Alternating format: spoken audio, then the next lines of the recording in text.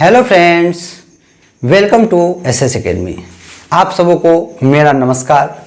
आज मैं फिर एक नए वीडियो के साथ आप लोगों के सामने हाजिर हूं, जो कि बहुत ही रोमांचकारी वीडियो है। क्या आपने कभी सुना है कि वह जगह जहां विज्ञान बहुत आगे हो? लेकिन आज के इस सदी में विज्ञान तो आगे हैं ही, लेकिन कहीं कहीं आपको साफ ये देखने को मिल जाता है कि ईश्वर के अलौकिक शक्ति के आगे विज्ञान बिल्कुल ही घुटने टेकते नजर आता है। और यह जो है साफ यह संदेश होता है कि ईश्वर सर्वोपरि हैं और उनके ताकत के नीचे ही विज्ञान है। तो इसी तरह के एक रहस्यमयी वीडियो के साथ मैं आप लोगों के सामने हाजिर हूँ, जिससे आपको यह बखूबी अनुभव होगा कि इन जगहों पे विज्ञान जो है वह किस तरह फेल होते नजर आता है। तो आइए बिना देर किए हम लोग आज के वीडियो को शुरू करते हैं, जो कि संबंधित है जगन्नाथपुरी मंदिर के अनसुलझे रहस्यों से। जी हाँ दोस्तों, आप लोग इस मंदिर के बारे में बहुत बार सुन चुके होंगे और कई लोग तो गए भी होंगे, लेकिन इसके अनसुलझे रहस्यों को शायद आप लोगों ने नहीं पता किया होगा।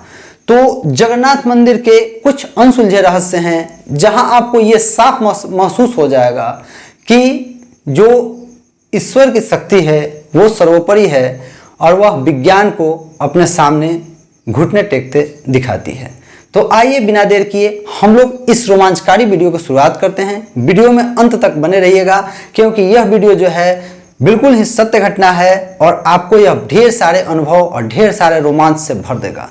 तो आइए फ्रेंड्स शुरू करते हैं इस वीडियो को। तो फ्रेंड्स हम लोग बात करते हैं आज के इस वीडियो के बारे में, जो कि संबंधित है उड़ीसा के जगन्नाथपुरी मंदिर से, और इसके बहुत सारे अनसुलझे रहस्यों को हम लोग आज बताएंगे, जहां आपको स्पष्टतः यह दिखेगा कि वहां विज्ञान भी अपने आप को बौना समझ पाता है। तो आइए हम लोग इस वीडियो की शुरुआत करते हैं। पहला तथ्य यह है कि सामान्यतः आप लोगों ने सुना होगा कि कोई भी झंडा यदि उसको फहराया जाए तो ठीक वो हवा की दिशा में ही लहराता है, इसमें कोई भी संदेह नहीं। जो भी झंडा होता है वह हवा की दिशा में लहराता है और वह कभी विपरीत नहीं जा सकता है। लेकिन आपको यह जानकर बिल्कुल आश्चर्य होगा कि जब आप जगन्नाथ मंदिर में जाएंगे और जगन्नाथ मंदिर के शीर्ष पर जो झंडा लगा होता है वह ठीक हवा के विपरीत दिशा में उड़ता है, और यह वहां ऐसा लगता है कि मानो भगवान जगन्नाथ अपनी शक्ति पंच तत्वों के ऊपर रखते नजर आते हैं। यानी वो साफ साबित होता है कि ईश्वर अपनी शक्ति को ऊपर रखते हैं और वहां वायु की शक्ति बिल्कुल ही कम हो जाती है। इस रहस्य को आज तक विज्ञान नहीं सुलझा पाया है, क्योंकि विज्ञान को भी पता नहीं है कि आखिर क्यों जो पूरी जगन्नाथ मंदिर का जो झंडा है वह हवा के विपरीत क्यों लहराता है। अगला रहस्य ये है, अगला रहस्य पे बात करते हैं फ्रेंड्स। तो अगला रहस्य है कि यहाँ प्रतिदिन जो शीर्ष का झंडा है जगन्नाथ मंदिर का, उसको चेंज करना पड़ता है, यानी कि बदलना पड़ता है।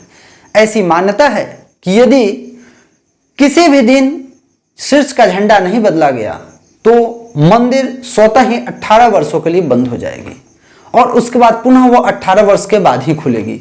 इसलिए वहां के मंदिर का जो झंडा है उसको प्रतिदिन बदला जाता है। यह एक अपने आप में ही अनोखा रहस्य मालूम पड़ता है। अब बात करते हैं हम लोग जगन्नाथ मंदिर के अगले रहस्य के बारे में, जो कि काफी महत्वपूर्ण है। जैसा कि आप लोग जानते हैं कि जगन्नाथपुरी का यह मंदिर 4 लाख वर्ग फुट में फैला हुआ है और इसकी ऊंचाई लगभग 214 फीट है।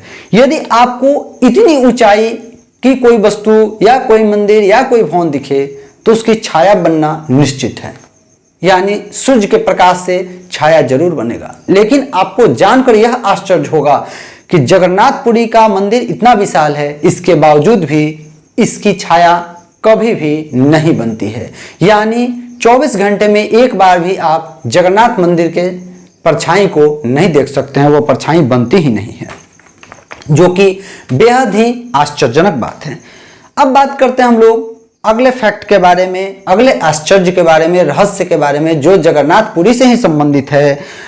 जैसा कि दोस्तों आप लोगों ने नो फ्लाई जोन के बारे में सुना होगा। नो फ्लाई जोन क्या है भाई? तो नो फ्लाई जोन वह होता है जहां ऊपर से एरोप्लेन्स ये सब नहीं उड़ सकते हैं। चलिए मान लेते हैं कि नो फ्लाई जोन एरोप्लेन्स के लिए लागू है। एरोप्लेन्स नो फ्लाई जोन के ऊपर नहीं उड़ सकते हैं, जैसा कि जगन्नाथपुरी के ऊपर से नहीं उड़ के जाते हैं उस मंदिर के ऊपर से। लेकिन क्या यह बात पक्षियों को भी मालूम होता है? क्या पक्षी भी इस बात को जानते हैं? उनके लिए तो कोई नो फ्लाई जोन नहीं होता है। लेकिन आपको यह जानकर आश्चर्य होगा कि जगन्नाथपुरी का जो मंदिर है उसके ऊपर से कोई पक्षी उड़ के कभी नहीं जाता है। यानी ऐसा लगता है जैसे उन्हें भी पता है कि वह जो क्षेत्र है वह नो फ्लाई जोन है और वहां के ऊपर से उड़ना मना है। यह भी एक बहुत ही रहस्यमयी बात को साबित करता है।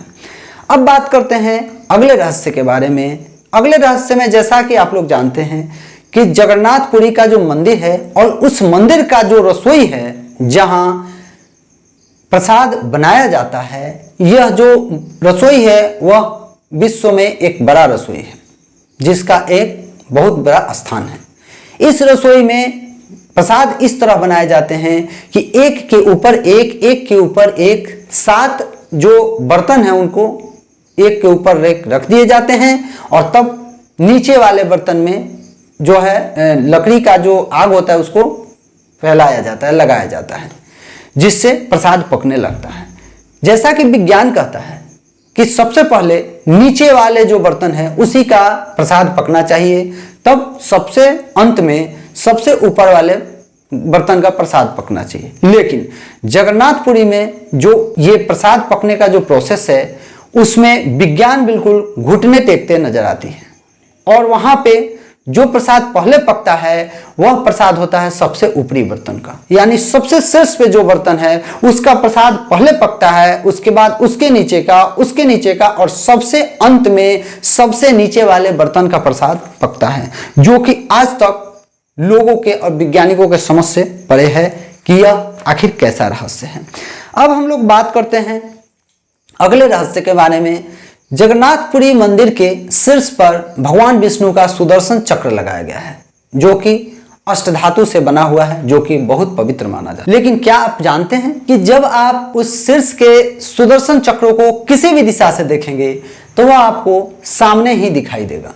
यानी इसका अर्थ यह है कि आपको ऐसा लगेगा कि सुदर्शन चक्र हमेशा ही मूव कर रहे हैं, यानी कि घूम रहा है, और आप किसी भी दिशा से देखिएगा तो ठीक वो आपके सामने ही दिखाई पड़ता है, जो कि बहुत ही आश्चर्य की बात है। दूसरी बात यह है कि जैसा कि हम लोग जानते हैं, विज्ञान भी कहता है कि दिन के समय धरती जो है, धरती गर्म हो जाती है और धरती की जो समुद्र से हवा धरती की ओर चलने लगती है और रात के समय जो धरती से हवा है वो समुद्र की तरफ चलने लगती है। लेकिन क्या आप लोग जानते हैं कि जगन्नाथपुरी का जो मंदिर है और उस जगह की जो हवा है वो हमेशा ही आपको पृथ्वी से समुद्र के तरफ ही चलती है, यानी कि वह कभी बदलती नहीं है।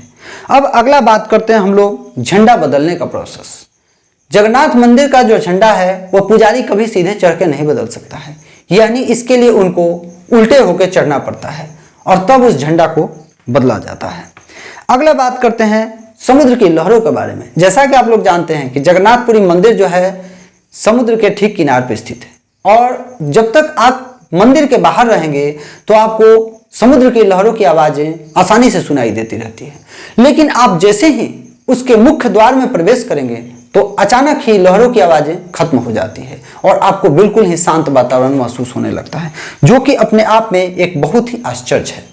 अगला जो रहस्य है वह संबंधित है कि जो जगन्नाथपुरी का मूर्ति है, यानी कि जो कृष्ण की मूर्ति है और उनके साथ जो 3 मूर्तियां हैं, यानी कुल मिला के 3 मूर्तियां होती हैं, उनको हर 12 वर्ष के बाद बदला जाता है और हर 12 वर्ष के बाद बदला जाता है। लेकिन उस मूर्ति को बदलने के लिए जिस दिन बदला जाता है उस दिन बिल्कुल ही मंदिर को सिक्योरिटी जोन में बदल दिया जाता है।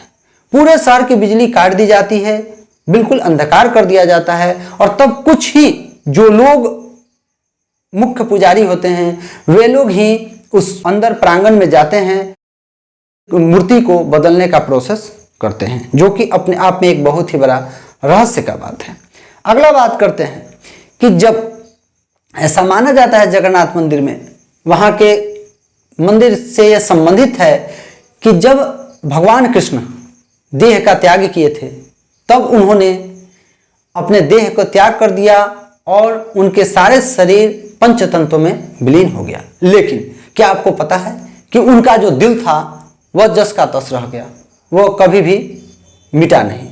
यानी वह दिल है जो कि हमेशा ही जीवित है, और वह दिल जगन्नाथपुरी मंदिर में जो कृष्ण की मूर्ति है उसी में धड़कते रहता है, और उसी को बदलने का प्रोसेस हर 12 वर्ष पर चलता है। तो यह थे कुछ रहस्य जो कि मैंने आप लोगों को बताया। मैं आशा करता हूं कि आप लोगों को यह जो वीडियो है वो बेहद पसंद आया होगा, तथा आपको बहुत ही ज़्यादा रहस्यमयी मंदिर के जानकारी के बारे में पता चला होगा।